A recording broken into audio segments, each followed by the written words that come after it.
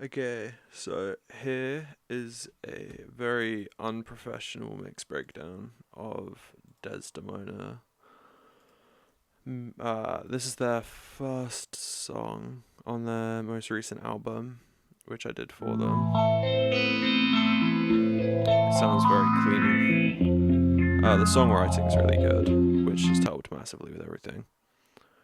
So we'll just sort of go in order. So, to start with, we got these clean guitars. I ended up doing a bit of a, you can hear here, because of the effect that's used, it can mud up the low end a lot. And what I kind of wanted to do is, you hear here,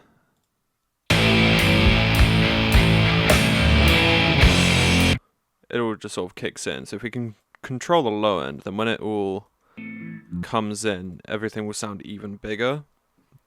And that's sort of reflected on how I did the bass as well for this little section. But yeah, so I started with a bit of a low cut.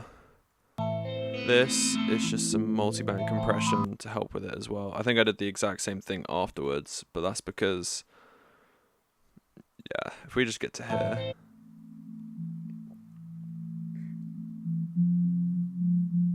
that note really rings out a lot. But sort of boosted here for the more like almost Egyptian sort of sound. And then just get rid of all of this high noise. Run it through an 1176. And that is why I ended up putting the multiband back on, because yeah, it just helped control it a lot more. And I sort of didn't want to just move this one because I liked how it hit everything else. And that's sort of something to note with mixing, is that if you have, say, like a multiband compressor here, you can have a multiband compressor here afterwards as well, even though they're doing pretty much the exact same thing. But if you like how it hits the EQ and then the other compressor, sometimes backtracking is okay, but if you like how it hits a certain sort of plugin, then you might as well just leave it as such. I don't know. Yeah. So that's sort of the process here. Yeah, and then I guess we'll just go in order. So here's the bass. This was the original bass that they sent me.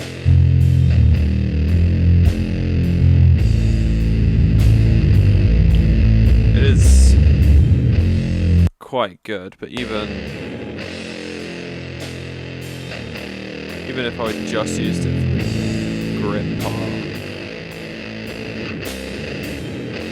just very, very noisy. What I did for this initial little bass section, it sort of comes in here. It refuses to save. Just keep it subtle.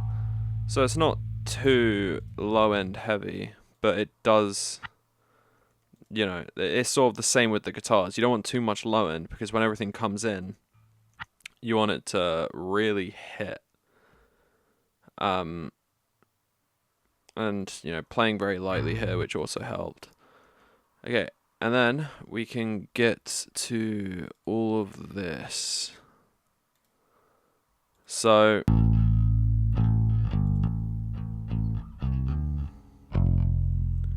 this is the first instance of a crazy EQ. I sort of like a attack, powerful sort of bass. So all of these are just odd little whistles and stuff that I ended up liking and not liking. See, my in-ears aren't picking this up, but in my monitors you can hear it. And it's just a nice little fizz at the top, just sort of round off this whole EQ. And then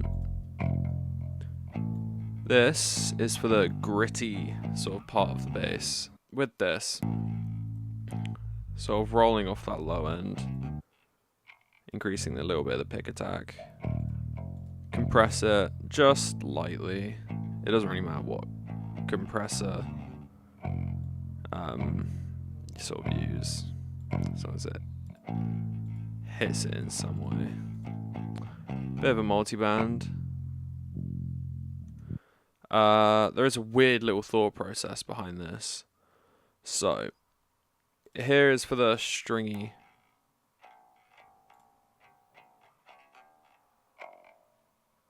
You know, it can make notes sound a lot more powerful. And then this low end. Normally, with the more like gritty bass, so like the sort of grit side of things, the distortion side of things, you tend to take out all of the low end, which I sort of do, but sort of don't. So here it sort of creates a swell.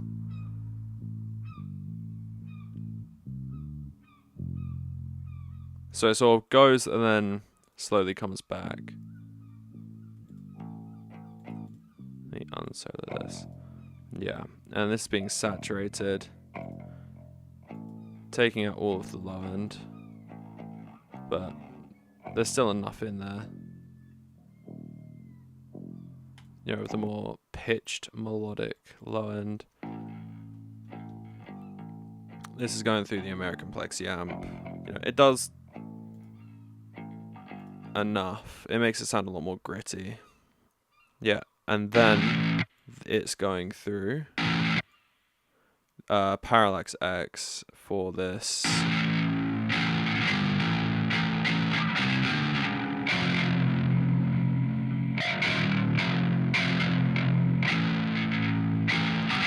So very noisy sort of sound. 57, 906. It's all quite simple. No gate, because who needs a gate? The whole point is the noise. Yeah, and then you have the other side, which is the sub. Don't really want too much of the ultra low end stuff. Take out a bunch of the highs as well. Here, just take out even more, but just compress them, so if they are there, sort of as it hits everything else, it will sort of still be a little bit more pitched, a little bit more aggressive, just by,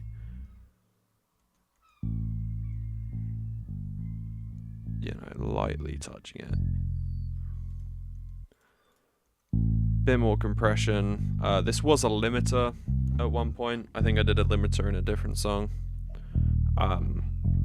This is just for nice, consistent low end. And then this is where the magic happens. So I sort of took out all of this, sort of adjusted these. If you compress it literally 100%, it ends up sounding just super clean. This is a sidechain to the kick. And then here, later on in the song, here. Oh no, where is it? Oh, it's around bar 57. That note. That one note. You can hear it just rattle everything. So just a little bit of a, you know, take that away. Sort of ended up fixing the problem. And then you're sort of left with just a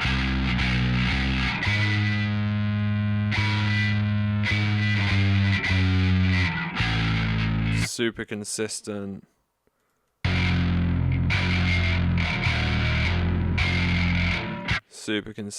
bass.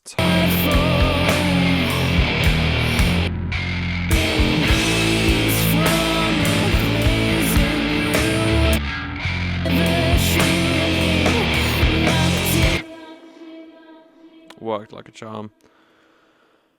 Oh yeah, and then the bass is hitting just a bit of compression. I'll actually show that. A little mixed bus compression. A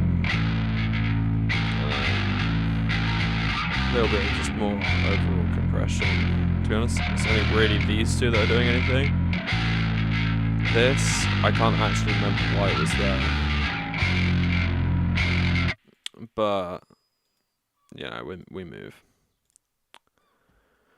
The drums, if we take everything off. So I go here.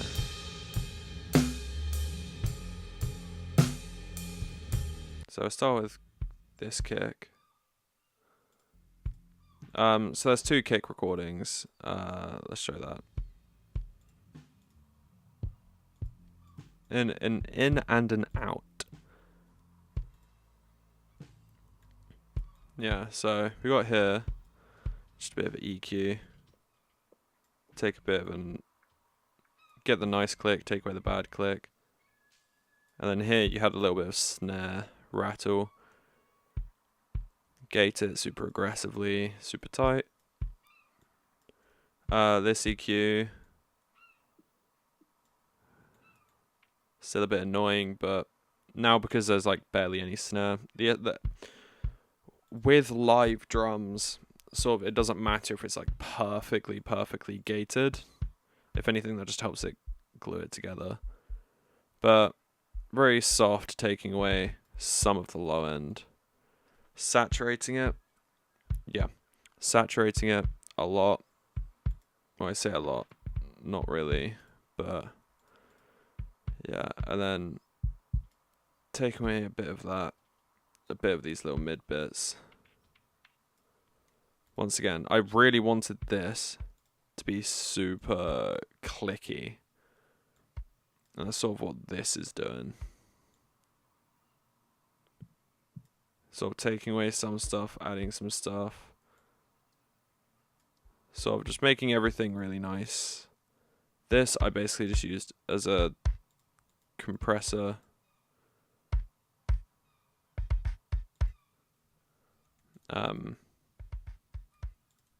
Yeah, just compress it a whole bunch. Because I didn't really want to clip everything too aggressively. This is only here for these quick notes. After pretty much every quick succession, he sometimes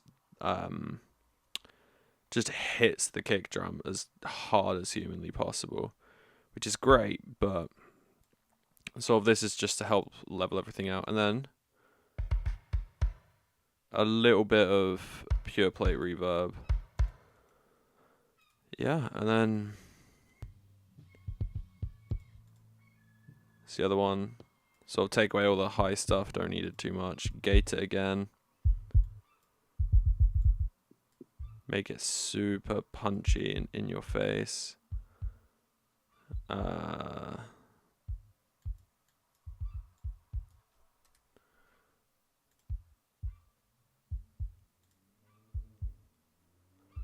Yeah, make it super punchy right in your face. You know, control it a little bit, like all these extra subby frequencies. But yeah, and then put them together. We got this. It's just a lot of general control over everything. This is because the low end, right around the fundamental of the kick, was a bit too much. Got a compressor that it sometimes hits, and then a clipper.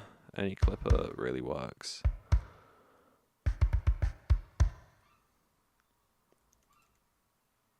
Yeah, that sort of helps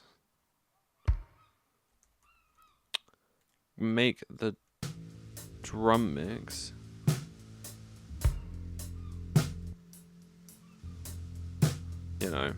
super. It helps the drums just sort of stand out a lot more. But now we've got the snares.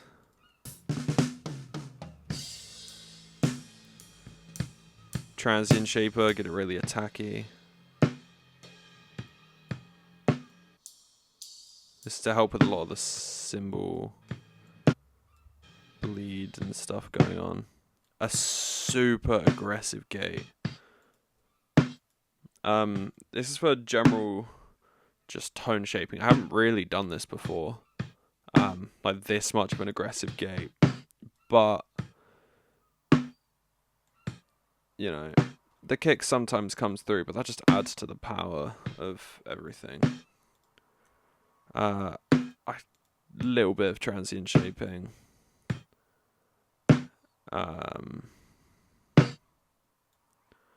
Yeah, there's just this for any times it's just hit too hard, sort of allows it to flow a lot better. Got the wackiest EQ I've ever done in my life. So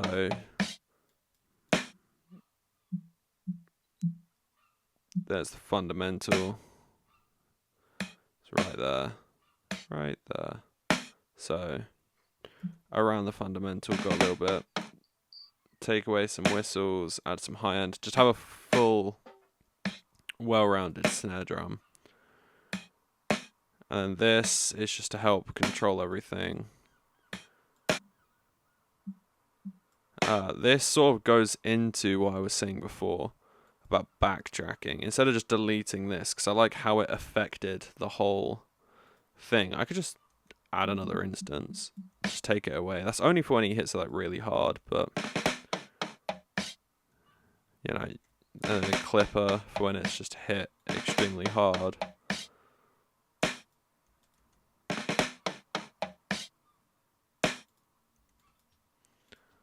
Sort of helps everything turn around a lot more.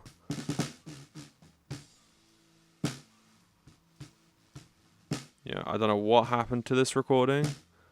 Something did, but you know, it's just very noisy. But I could use it to make everything come together. So you have all the aggression of the snare coming from there, and then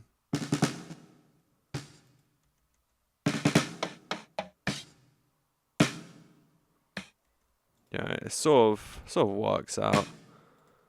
And combine that with the little bit of reverb on the kick.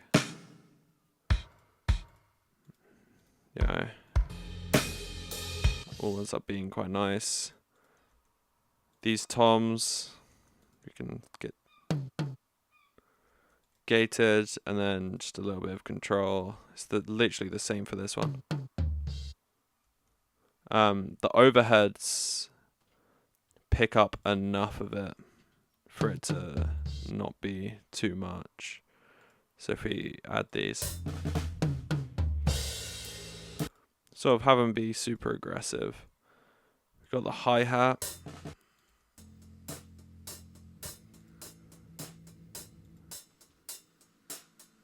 It's not used the most in this song, but it's used enough. Sort of have it. If I remember correctly, this is the real time it's used. Everywhere else, it's mostly just that. And then for the cymbals, it's pretty simple, just a gate, because if you listen to it.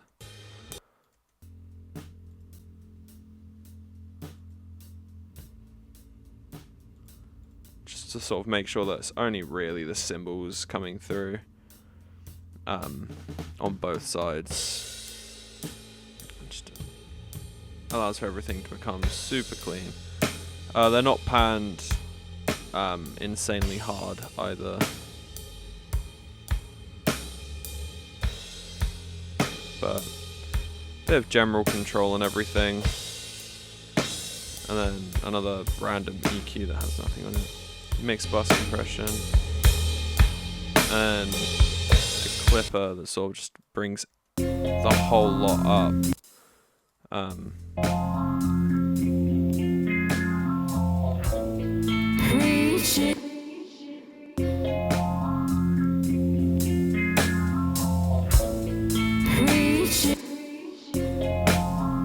yeah, just brings the whole lot up, clips it, makes it all nice. His name. And then we can get to these wonderful guitars.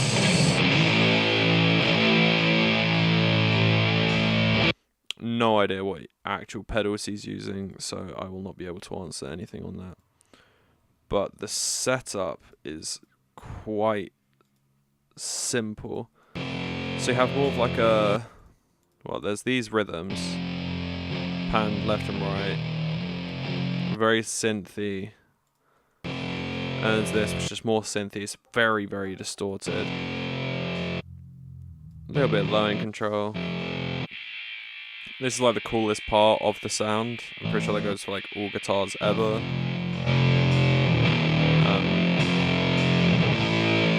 You have this saturation going on. So everything, I believe, was recorded in the same room at the same time. So there's a lot of bleed with everything, but it just helps everything glue together. So, sort of all of that. And then it's a little bit of that. A high shelf and a low shelf. Sort of splitting around like 1K-ish. Well, 1K would be like around there. Yeah, I don't know. It just splits. Sounds nice. Boosting the really cool part again. Yeah, and then similar story for these guitars. Pretty sure they have the exact same processing on it. So the low shelf here, and then here, if I make that central again, yeah.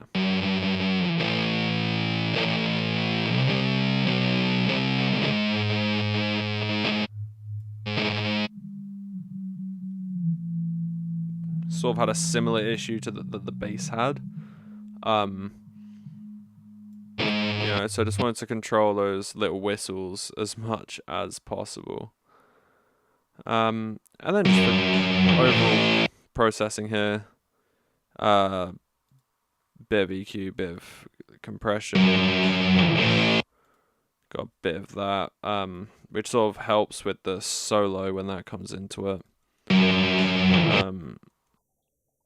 And then boosting this little, just below the area that I kept boosting, but just on the sides. This just helps the guitars sound absolutely like wide. Because if I take it off, I'll do like a quick A&B. So this is with it off. This is with it on.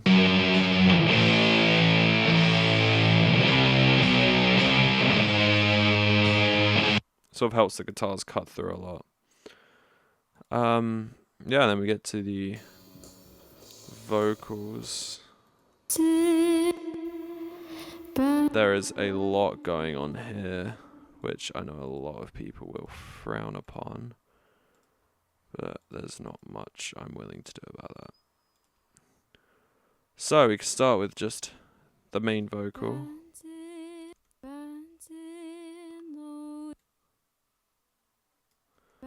We just loop that. This is for the plosive sounds, like the p, p, p. Get rid of those.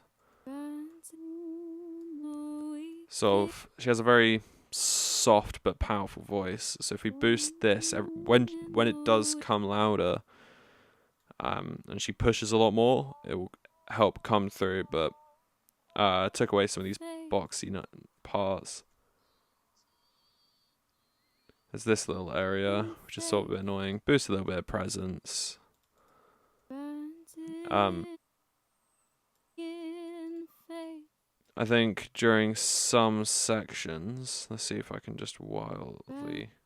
Submit to the calling for your on your own. Yeah, you can hear. Submit to the calling. A little bit of like whistle frequencies going on. This is basically just acting as a de-esser. face. This is just a absolutely crazy plugin, insane compression.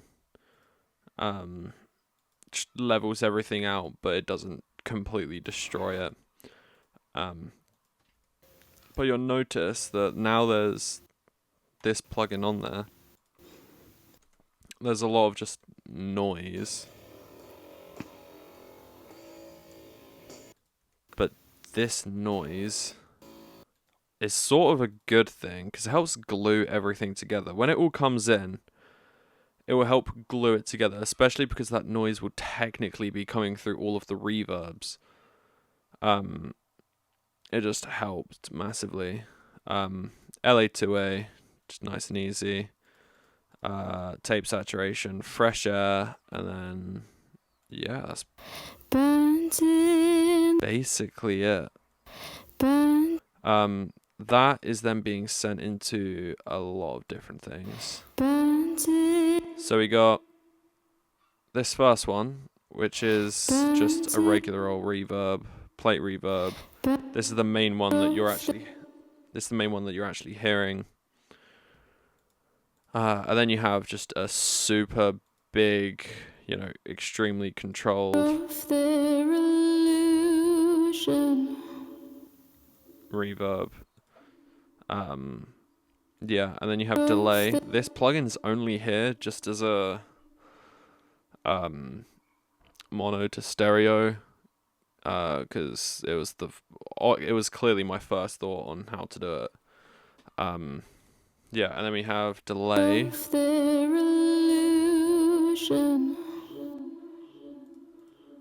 And then saturating the delay a decent amount. Once again, extremely controlled. That is then being sent into a reverb of its own to help glue it together. Then we have these low vocals.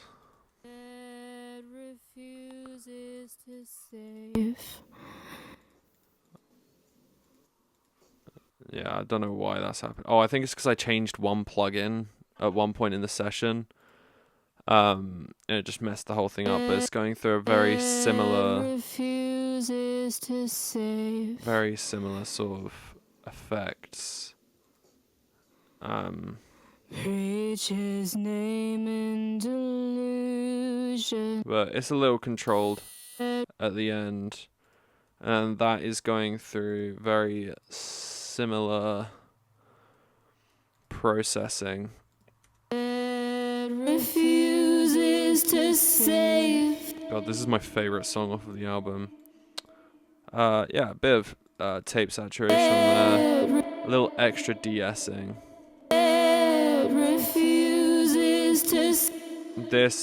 I do this on basically everything, whether it needs it or not. Just helps control it. And then it's going through a mix bus compressor. And that, I believe, is like the entire song.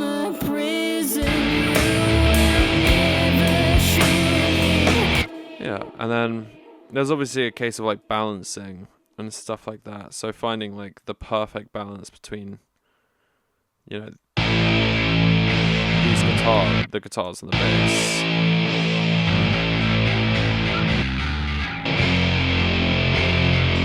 You want them both to be loud and big. And then, adding the drums.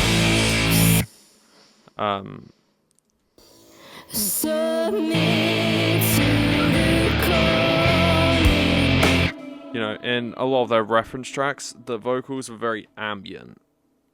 And they were sort of just a layer just above the... it was a layer just above everything else. So you could make out what they were saying, but you couldn't really, they're not like pop music where it's just, clearly the vocals are the only thing happening.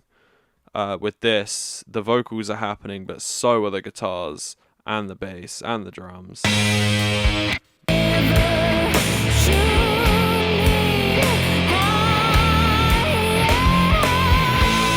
Yeah, and because the vocals are very high-end oriented, your ears are very perceptive to high end. Yeah, your ears are very perceptive to high end sound, so you can have them lower than you'd think. Yeah, and you'll still be able to hear them. It's like a hi-hat. It's like cymbals. You can hear the cymbals despite them being very, very low.